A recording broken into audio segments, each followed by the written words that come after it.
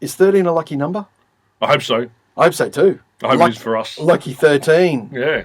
We made it to 13 episodes. Yep. We still haven't killed each other yet. No. Not one argument. In the car. Sometimes. It's That's why I make it sit in the back of the car. Yeah, I know.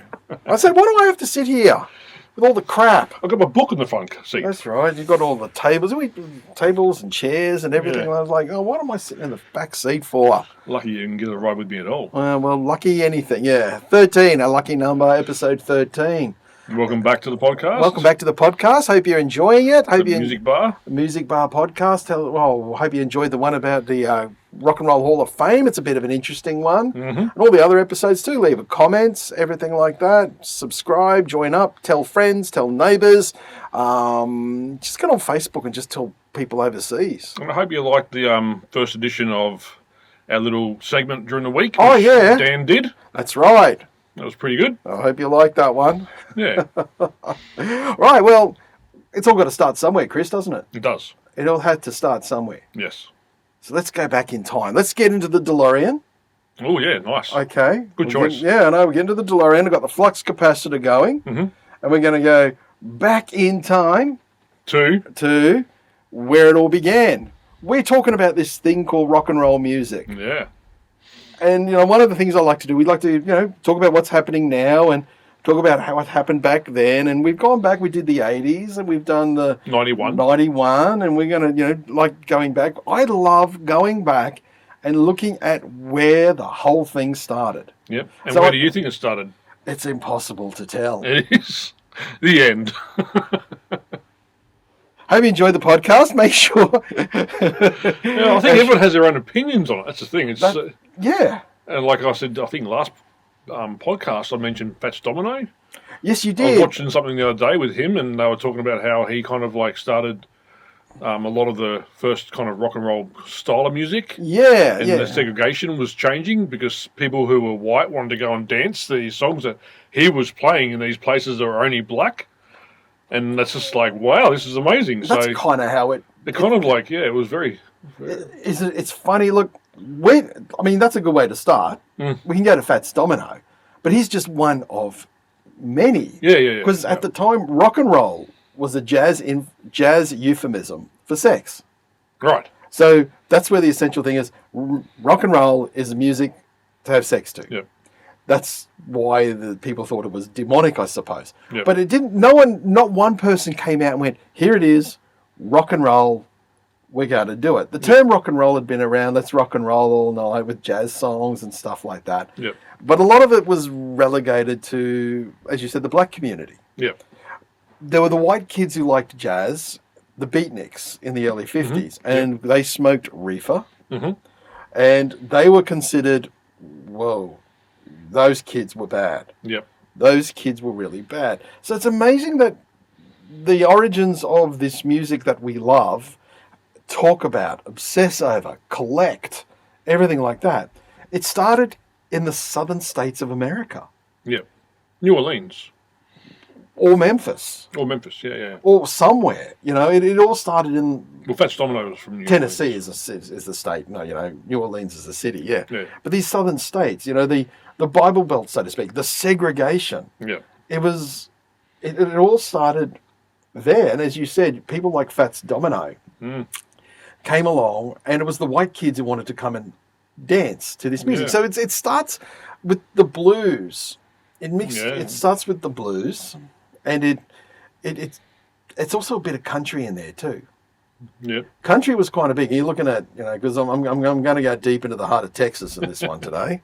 I'm going to go deep into the heart of Texas. We've talked about Texas, and I think you mentioned something about Dallas. Everything's bigger in America or something like that. There's a whole lot of influences coming in, but it's when the white kids, I believe, started playing this black music that it becomes something.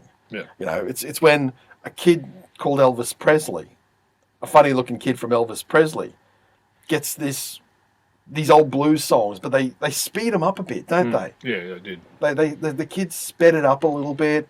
And you got to admit, when you listen to those old recordings, you got to admit they do sound like a bit of a din. That drum's going, it sounds like pots and pans and all that sort of stuff. But it was when, that's why some people say, the black man made the music, but the white man took it and did something, or not so much did something with it. They commodified it, I suppose. They could sell it to the white kids. I think that's probably what it is. I think that's the whole thing behind Elvis Presley was the whole, if I can get a white kid to sing this black music, then, that's what do you do? That's what Sam Phillips, I think, said with Elvis, that's what the producers, managers, one of the AR guys from the record labels were trying to find something that would match, like bring the white kids to that kind of thing. But also at the same time, the Cars came out. Well, not came out, but they were starting to buy cars, and you had movies. There was a movie, I can't remember what it was called, Blackboard something. Blackboard Jungle? Yeah. And that was a really influential movie back then for the kids because it was kind of rebellious. Yes, it was. Then you also had the one with Marlon Brando. The Wild One? Wild One. But that came out in when did that come out? 1950, right, So people started getting involved with that and the way they dressed and the way they looked. So when rock and roll came out, all these white kids started wearing the black leather, the kind of jeans. Kind of thing. Just like, I guess in the way, very similar to what they did in Grease, the movie. And that started the rebellion side of it. Yeah, it was this teenage rebellion. Because last week, that's what I meant when we talked about the Rock and Roll Hall of Fame and institutionalizing what was essentially rebellion. Yeah. And we talked about Fats Domino there, and you're looking at Chuck Berry as well. Yep. Ike Turner, who we mentioned last week as well. Jerry Lee Lewis. And I said Red Rocket. It's not Red Rocket. It's Rocket 66. That was the name of the song that he came out with. When you listen, if you ever listen to it, I encourage you to sort of find out. You'll hear the early stages of this rock and roll music. Yep. Chuck Berry and that guitar playing of his. Yep. You got Jerry Lee Lewis as well. Jerry, white kid. Comes from that Southern Baptist, religious kind of background. Little Richard. And then you can't forget Little Richard as well. Yeah, Imagine growing up black and gay I know. in the southern states of America in the 40s and the 50s. Yeah. How no one's made a movie about Little Richard now, I'll never know. Well, even the video I watched the other day of him talking and showing what he did was just amazing to see him do what he did and be accepted and by everybody. Listening to him play, watching him play, everyone was like, wow, this is amazing. And it was nothing about being black, there was nothing about being gay, it was just wow. Yeah. It was so different to this day and age, I guess. But it is. There still would have been that segregation, though, because a lot of these guys wouldn't have been allowed to have played in the same venue. But as we said, it was the white kids. It was the starting of it all. It was the starting of it all. There was a rumbling. So there was that's what I've always found fascinating about the birth of rock and roll. It's not like, it's like any musical scene. Like punk a band just turned up, even though they want you to believe that this band just turned up out of nowhere and all of a sudden punk is born. Yeah. Seeds are planted along the way, and it takes effect. Yeah. And obviously these guys were playing, and the young white kids were going to see it. Yeah. Of course, these white kids are people like Jerry Lee Lewis, Elvis Presley, and Roy Orbison, and even Tom Jones was on the video. Tom Jones, he was talking about it. Oh, he loved that. Yeah. Well, they all did. They all loved the singers and everything like that. Well, he was saying that it was really interesting to hear Chuck Berry sing "Johnny Be Good." It was the first time, really, that you had a song where the singer would sing a different word pretty much for every note of the song. Oh, now I'm going to have to re-listen to that song now. And that was really interesting to hear that too. Now I'm going to have to re-listen to Johnny Be Good. I don't like anyone's covers. I know Judas Priest did a cover of Johnny Be Good. Oh, did they? Yeah, they do. Oh, they did. I remember that now. Yeah. And I know Michael J. Fox did a pretty good version of it in Back to the Future. Yeah. That was actually a pretty killer scene. Yeah, that was a great scene. It was actually, the whole Marvin Berry, Chuck Berry. Listen to this song. I love that. That was actually very well done. Your kids aren't, but your kids are going to love it. And I can imagine some audiences would have seen that at the start and been a little shocked by the energy of it. As I said, it was sped up. Yeah. Because that's what the white kids kind of did. They sped it up a little bit, and they took those bluesy, if you ever listen to the original Hound Dog. I forget the name of the female artist who sang it, but it's so different to what Elvis did. Yeah. It's a very much a slow, bluesy sort. You ain't the Hound Dog. Mm-hmm. But when Elvis sang it, he sped it up. Yeah. And he gave it this real energy. And you can still listen to it. And I think that's the thing about it. You can probably look back and go, I don't like music from the 50s or whatever. But what I love about when I listen to that early rock and roll is what I just said, the energy of it. You can hear it. Yeah. And the older I've gotten, the more I listen to it, and I think I can actually hear why people thought it was a din, what they called a din. It's just noise. It's just noisy. Because what was big at the time, before all this started, was Pat Boone. Yeah. And Frank Sinatra. Yeah. Frank Sinatra in the late 40s and the early 50s was the number one star in America. The American kids just, and in England they had their own people and all that sort of stuff. So that was what people were listening to. Yeah. And it was all beautifully produced and beautifully sung, and just, you could put it on, the record on. But another big thing that happened for rock and roll, as we all know, was television. Yeah. Bruce Springsteen said once they saw Elvis Presley on TV, that genie was out of the bottle. Yeah. Once they put him on television. Once he wiggled his leg and his hips. He wiggled his legs and his hips, and girls went crazy. Yeah. And guys got genuinely upset about that this girl that they were seeing all of a sudden would look at Elvis or whoever was up on the stage doing their thing and would go, how dare you? Yeah.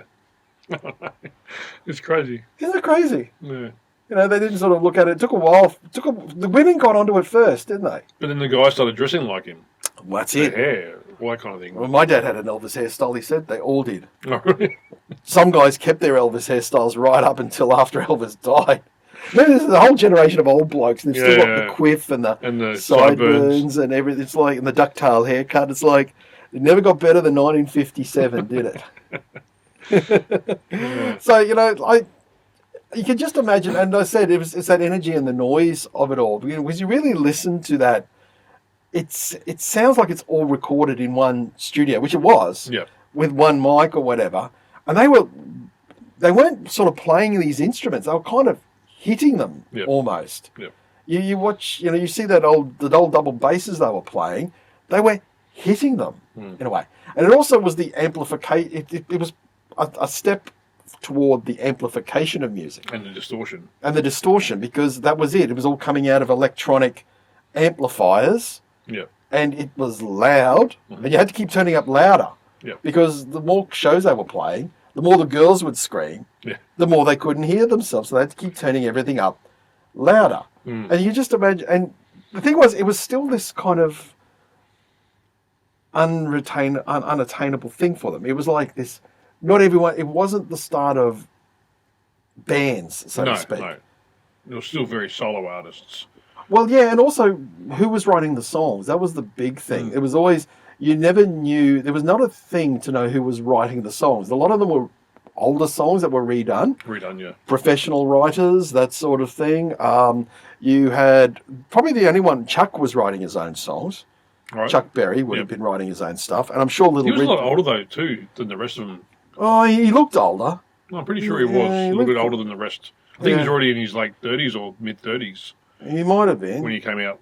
He'd been touring for a while. Yeah. So they all did this thing called what they call the Chitlin circuit. Right. It's all, I'm sorry if that's a racist word, but that's just what they called it, the Chitlin circuit, where they would play all the small little black communities. They'd go on these buses and play all these areas, play these dances and stuff like that, and dance suggestively. If you've seen that movie Walk Hard, which is bloody funny, the dancing suggestively at these venues was pretty funny. But that's what they would do, and it was like they were just sort of relegated to get on the bus, play, get on the bus, and keep going. Yep. And the white kids, when they sort of started, did that too. Now I'm going to go into Texas here. Okay. Moving along geographically, there's Memphis. You've been to Tennessee, and then we go to Texas, biggest state in America. Mainland, yep. Mainland. Well, what's the other big state? What, Hawaii? No, Alaska. I suppose, yeah, Alaska. Yeah, but what happens in Alaska? Cool things happen in Alaska. Oh, do they? That's another discussion for another day. A guy called Buddy Holly. Yeah, that's right. Buddy Holly. See, I think as much as an influence on rock and roll is Elvis and Chuck Berry and Little Richard and Jerry Lee Lewis. I think I sort of call them the big four of the original thing. You know, they're the big four. Yeah. Is Texas? I think Buddy Holly has more of an influence than all those guys. Okay, that's an interesting point. My point is this: Buddy Holly, he started out doing country music because that is exactly, but he was writing his own songs. Right. And he was a prolific songwriter. Mm-hmm. In his young day, he was just churning them out. And once again, he was taking country licks and country style, speeding it up. See, country music's massive in America, as we know. Yeah. Yeah, it's big around the world, but in America... It's a whole different ballgame. Oh, it's a different ballgame, isn't it? Yeah. And it's probably, I'd say nowadays in America, next to hip-hop, it's hip-hop and country music. They're the two biggest forms now. Rock and roll's not as big as it used to be. No, probably right. Yeah. Probably right. Yeah, rock and roll's not as big as it used to be, but I'd say because Buddy Holly had the Crickets, who were his backing band. Mm-hmm. So it was they were kind of this early start of the band, Buddy Holly and the Crickets. They were the start of that, and they had some success in that way. Mm-hmm. And once again, touring the country, but Buddy Holly made it to the northern states as well. I mean, Elvis took on a national thing as well. Yeah. But Buddy Holly went national as well. And they basically, everyone called rock and roll a fad. Yeah, they did too. Because that's why it was always sort of to the kids. You know, we've talked about how there's a generation before us that rock and roll was just for kids. You know, we've grown up still collecting and being, but I know my parents, it was like that was over, that was behind them. Yeah. But it's sort of hard to kind of figure out. I mean, we look at it and they go, it's a fad, it'll never last. It was noisy, but the radio stations were playing it. Mm-hmm. Kids were going to the shows. But understand this, by 1959, it was literally over. It's crazy. It's crazy to think about, isn't it? Yeah, it is. It was literally over. So when do you think it came back? I'm getting to that. Oh, okay. 59, okay. Yeah, 59. Think about it. 1959, Elvis was in the army. Yep. He got drafted into the army in 1957. So he literally was lit for 2 years. By 1957, he was gone. He drafted in the army and he was in Germany. So 1959, he's in Germany. He's drafted. Jerry Lee Lewis did a tour of England. He crossed over to England and was then said, "Oh, who's this young girl beside you?" "Oh, this is my 13-year-old cousin. She's my wife." And the English went, "You what?" Right. That's how we do things in the southern states of America. I didn't know that. Did you not know that? No. Yeah. Wow. You wouldn't try it at this day and age? Hell no. Man alive. Yeah. I'm surprised you didn't know that, yeah. So he was kind of on the outs. I reckon. Chuck Berry, I think, had gone to jail. Oh. I don't know what for this time, but he was in and out. He was a trouble man. And Little Richard, because they got him to tour Australia. And on his Australian tour, the plane hit bad weather and bad turbulence. And he was so terrified that he was like, if I ever get out of this, I'm quitting rock and roll and devoting my life to God. Which he got out of it, and he did. He effectively quit rock and roll and became a minister. Really? Yeah. He went back to it. He went back to it in years to come. But during that time. So it was like, and then Buddy Holly, February 2nd or 22nd, 1959, Buddy Holly, Richie Valens, and the Big Bopper all died in that plane crash. Yeah. You know, and it was like the five. So literally, rock is dead. It was that's why people do, and Don McLean wrote in that song, you know, the day the music died. It was the day rock and roll kind of died in 1959, and just hard to believe that, isn't it? It's incredible. You know, for 4 years, and so that's why I think there's this whole thing that people thought, oh, it's a fad, and the fad is gone. Yeah, and they felt like they were right. Yeah, because if you look at the early 60s, music became this incredibly polished product again. Yeah. I think one of the biggest selling songs of the early 60s was How Much Is That Doggy in the Window? Yeah. I heard that on the radio. Or on the Where documentary. did you hear that on the radio? On the documentary the other day, they were playing that on the documentary I watched. And I was like, imagine having that on the radio. Yeah. Like, I can't think of that. It was all these very slick orchestral productions. And I think some of it's good. And as I said, I had brought in those books, the biggest selling albums, because albums didn't become a thing until the mid-60s. Before that... Was that a Beatles thing kind of started the the album being sold? Beatles and Dylan. And Dylan, yeah. Yeah, the Beatles and Dylan. Before that, when you look at like the biggest selling albums of the 60s, it's all movie soundtracks. Right. And there's one of them, there's this Belgian nun. The singing Belgian nun had this big selling album. The Ballad of the Green Berets was one of the biggest selling albums. Comedy records were huge in the early 60s. Mm-hmm. You know, the James Bond soundtracks sold big time. West Side Story was one of the biggest selling soundtracks. And because by that stage in the 60s, Elvis had got out of the army. And what did he go and do? Made movies, which he just did the music for. And those things sold really well. Yeah. The soundtracks, Blue Hawaii, GI Blues, all those sorts of things. And that wasn't really the rock and roll of Elvis Presley from the 50s. No. There was, as I said, very slick productions, all that sort of stuff. Then you go over, but in Detroit, Berry Gordy forms Motown Records.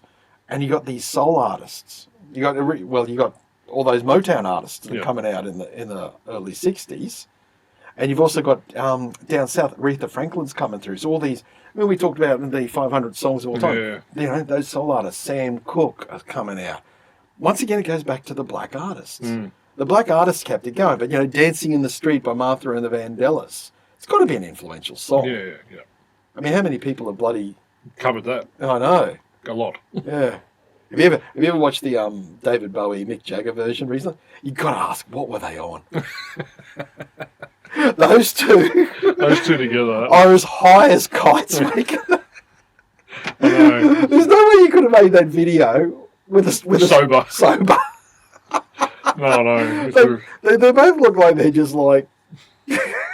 Not there. Not there. It's one of my favourites. I just think, you want to know the 80s, that's it. I liked Eddie Murphy talking about in his in one of his comedy movies where he talks about Elvis always being told to sing the line. Yeah. Like, what did I say here? Sing the... we're going to win this race, Elvis. We're going to win this race. Lemonade. A cool, refreshing drink. It was kind of like that with Elvis's movies. Everything he did was like, just put it... Yeah, it's funny. And it wasn't literally... That's why I went to Buddy Holly. Yeah. Because I think that was a direct influence on the Beatles. Because by that stage, the British kids are listening to all that. Yeah. They're listening to all that. Even though they were listening to it before. Not like the American kids, the British kids kept listening to that. Yeah. And they reckon it was because in Liverpool, it was a port city.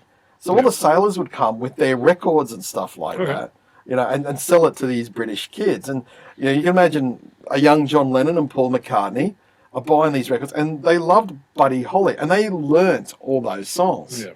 And when they formed the Quarrymen, and they learnt how to play them, and God, they learned to play them very well. Yeah. And the big thing, I think, I think to me this was the seismic change in rock, which makes us go from that 1950s to what we love today is songwriting. Yeah. Buddy Holly wrote his own songs. The others had songwriters for them, or they covered material or something like that. But the Beatles wrote their own songs. They went, well, if this guy can do it, we can do it. We can do it too. Yeah. And because then you got the other guy in America, because you got the folk scene happening, and Bob Dylan is writing his own songs too. Because a lot of the folkies are doing old American folk songs. Some are writing their own songs, of course, but Dylan is writing his own lyrics. And these things are just like, this guy's 22. Yeah. And he's writing some of the most amazing stuff. Lyrically, Dylan is out of this world. On point, for sure. Oh, yeah. It still is. You listen to some of that Bob Dylan stuff. I'm a bit of a fan. Yeah. And I'll listen to some of that early Bob Dylan stuff. And I'm like, you know, where does it come from? Mm. You know? Drugs. Do you think? Probably. I think what they were doing was a bit of marijuana, I think, in those days. Yeah, that's what I'm saying, drugs. Drugs. It would have been marijuana, most likely. Yeah, but I don't know.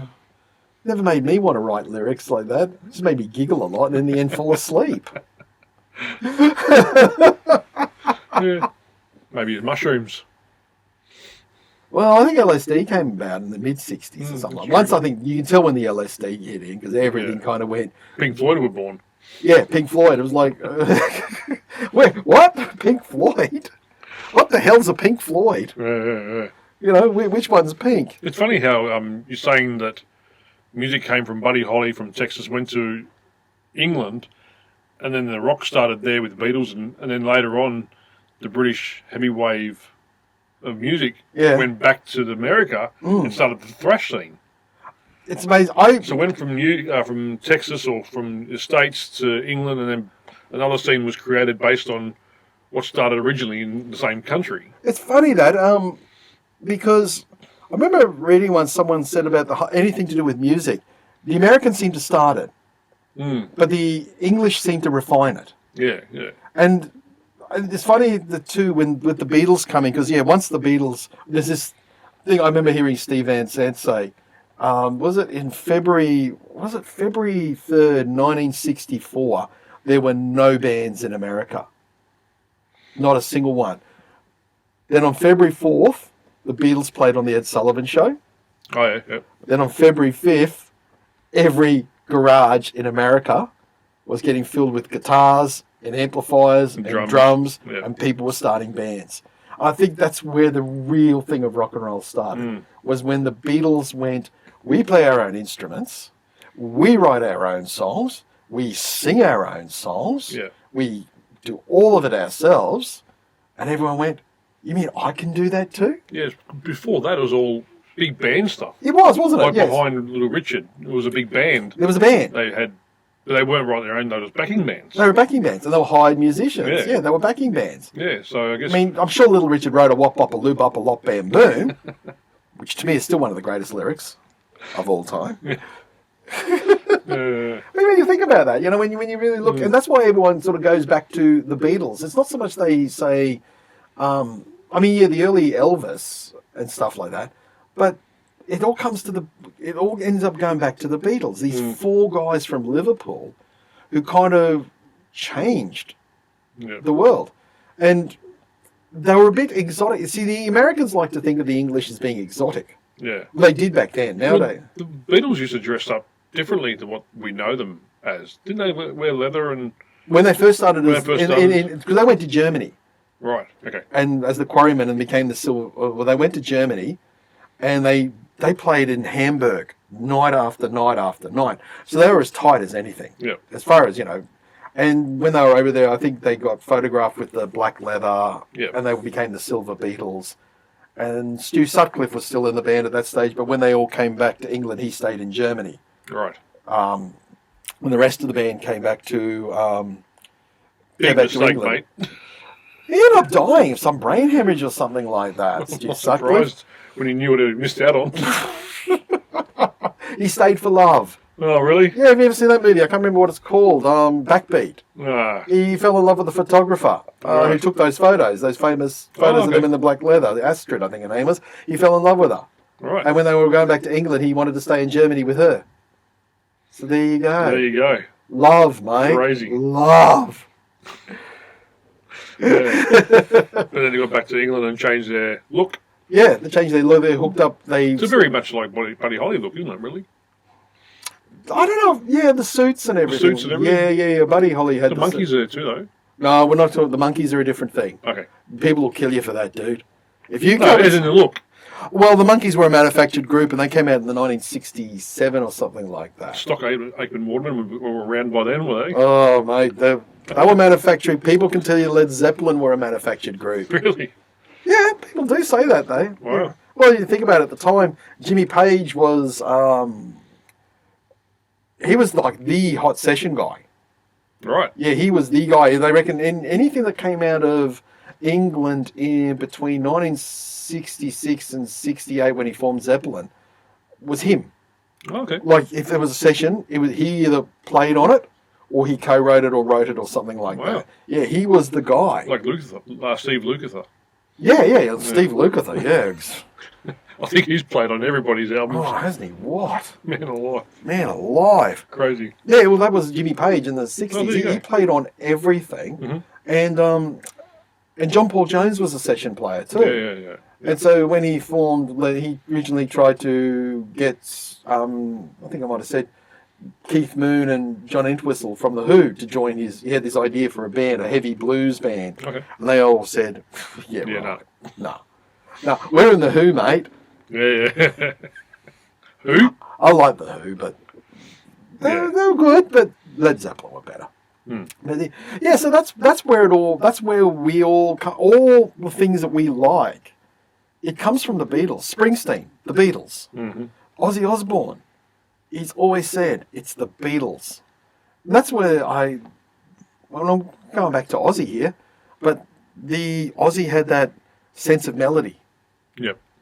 That's where they say he got it. He loved the Beatles melody, and he thought to himself when he heard the Beatles, I've got to get out of Birmingham. Oh wow! I've got to do something, and maybe because he was like going to jail for robbery and all that sort of petty theft. He was going nowhere fast, and hooked up with 3 other hard men from, and they went, we work in factories, and this is what it sounds like. In the middle of the day. I got another funny Aussie story. His dad. What did his dad? When he played the first Black Sabbath album to his family, he put it on, and Ozzy said in his words, and out came this demon music. You know that opening 3, the pentatonic scale. This demon music came out, and his dad turned to him and said, "Is alcohol the only thing you take, son?"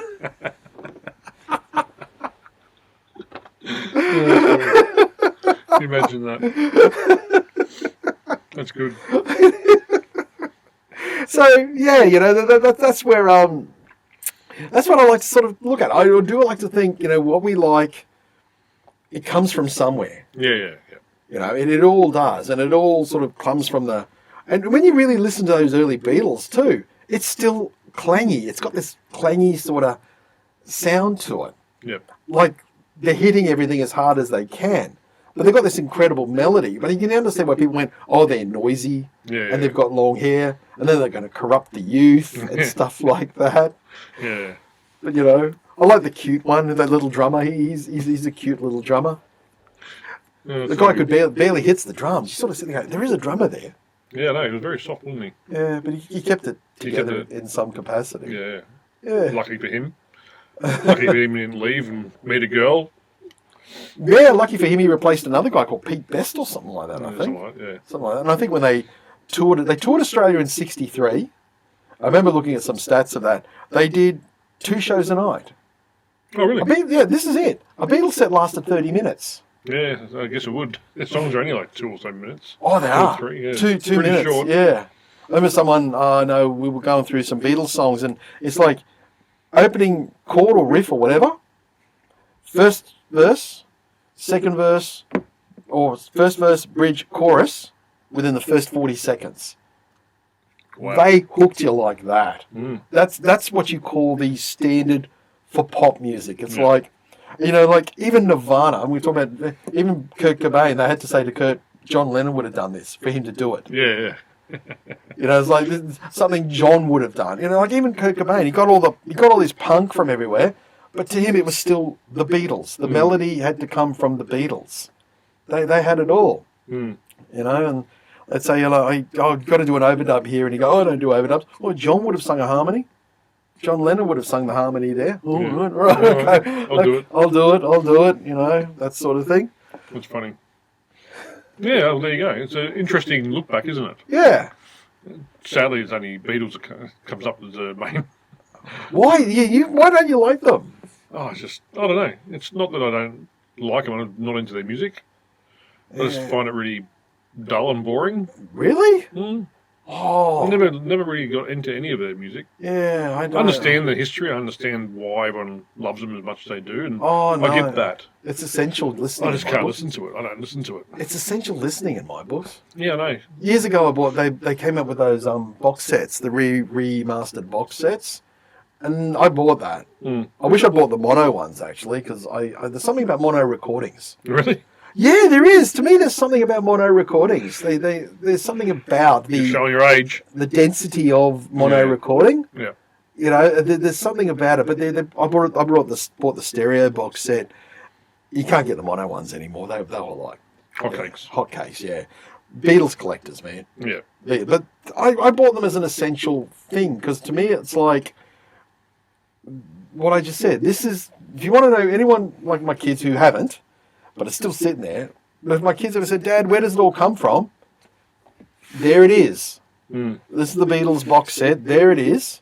Start from the beginning and you'll hear what you're listening to now all comes from. No matter what you're listening to. I think if you say it all comes from there, I'd go back further and show my family, my kid, further back. Because it doesn't come from there. They refined it. They refined it, yeah. That's the difference. Yeah, and we talked about refining before. Punk really started in America. Mm. But it wasn't the punk as we know it. It was a different thing. And they didn't know what to call it. These guys were just making music because they didn't want to listen to Led Zeppelin anymore, or you know, and they liked the girl groups of the '60s. You know, they loved that early Beatles stuff, and they wanted to do it themselves, and they came up with their own thing. But it was the English who took it and made it angry and gave it that punk edge that we know of as punk. But it started in America in the early '70s with the Ramones and Talking Heads and Television and all those bands. But I find the metal one that you said. What was happening in America before the new wave of British heavy metal? Because the British came out with it first, didn't they? Yeah, absolutely. I mean, a lot of people do mention Blue Cheer as one of the first metal bands. Where? Blue Cheer. I think they were Dutch, though. Never heard of them. Chris, I haven't heard of them. you got to hear Summertime Blues. That's probably where... See, that's the thing. No one knows where metal really came from. Well, that's what I'm saying. I'm not saying metal came from San Francisco. Thrash did. Well, Thrash did, But I think metal came from the UK. I think it did. Black Sabbath. Black Sabbath would probably... But some people even point back to Helter Skelter, the Beatles. That's probably one of the first really metal kind of recordings. And that's been done to death by the bands too, isn't it? Not as good. I think Motley Crue did it. They did an alright version, yeah. It's a really good song, I think, and I like the Beatles version because I think Paul McCartney just screams that lyric really well. I just think, I think Vince sings it better. No, he doesn't. Yes, he does. Yeah. I like the Motley Crue version better than the Beatles version. Oh, listen to you. Well, the band I was in, we played the Helter Skelter version of Motley Crue's version. Did you? Yeah. Okay, then. And we were heavier. We had more distortion than what Yeah. Beatles had, so... Yeah, but they played with it a bit. But yeah, metal did start in England. Black Sabbath. Yeah, I think so. Yeah. Thrash started in San Fran. But they came, those guys in San Francisco were listening to that stuff. And they heard that and they said, well, we can go faster. Yeah. That's what it was. They did. And they did. Yeah. They went faster. And Metallica said, we'll play every riff we know in one song. Well, that's what I was thinking the other day about the... You were saying a few podcasts ago, Mastodon's new album, they've kind of taken a look at the Metallica Black album and changed their style of, let's bring a few ballady kind of things into their new album, which I think... It's a double album, 15 songs. Gee, that's a long one. That's a long record, man. Pretty good. I love the album personally, but there's a lot of the second half of the album, 15 songs, would be very ballady, I guess, compared to what the rest of Mastodon were known for. Okay. So they probably are taking it a little bit lighter and a bit more, concentrating more on the music and their writing and their singing. More so than just trying to fit every riff they possibly can, because I think I mentioned before there's a song called Hearts Alive, which I love, which goes for 13 minutes. I better have a listen to this. And honestly, just every riff under the sun is in it, and it's just great. And I love Mastodon because even on the new album, their songs are like a little journey. They go for 6 or so minutes, some of these songs. But I like take you on a different... I like songs that ultimately do that. Yeah.